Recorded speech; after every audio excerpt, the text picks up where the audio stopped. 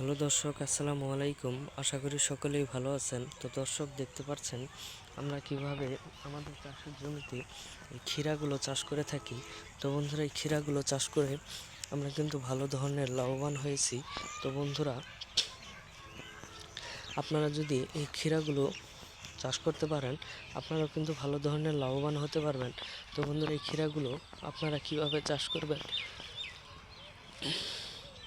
তো বন্ধুরা, এই ক্ষীরাগুলো আমরা বাজার থেকে ক্ষীরা গাছের চারাগুলি আমরা কিনে আনি, কিংবা এই চারা না পাওয়া গেলেও আপনারা এই গাছের বীজগুলো কিনে আনবেন। কিনে আনার পরে আপনাদের চাষের জমিতে আপনারা সুন্দর করে একটি ঝাড় তৈরি করে নেবেন। এক সারি সারিভাবে ঝাড়গুলো করার পরে এই সারি সারিভাবে আপনারা ঝাড়গুলোতে আপনারা এই বীজগুলো রোপণ করে দিবেন। এবং এই বীজগুলো রোপণ করে দেওয়ার পরেই আপনারা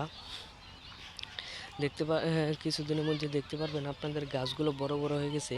তারপর আপনারা এই গাছের গোড়ায় প্রত্যেকদিন পানি দিবেন এবং এই গাছে কিছু সার দিয়ে দিবেন, যাতে করে এই গাছগুলো বড় হয়ে যায়। এবং তারপরে এই গাছগুলো এই পুরো জমিতে ছড়িয়ে যাবে। তারপরে দেখতে পারবেন আপনাদের গাছে প্রচুর পরিমাণে ফুল ধরেছে।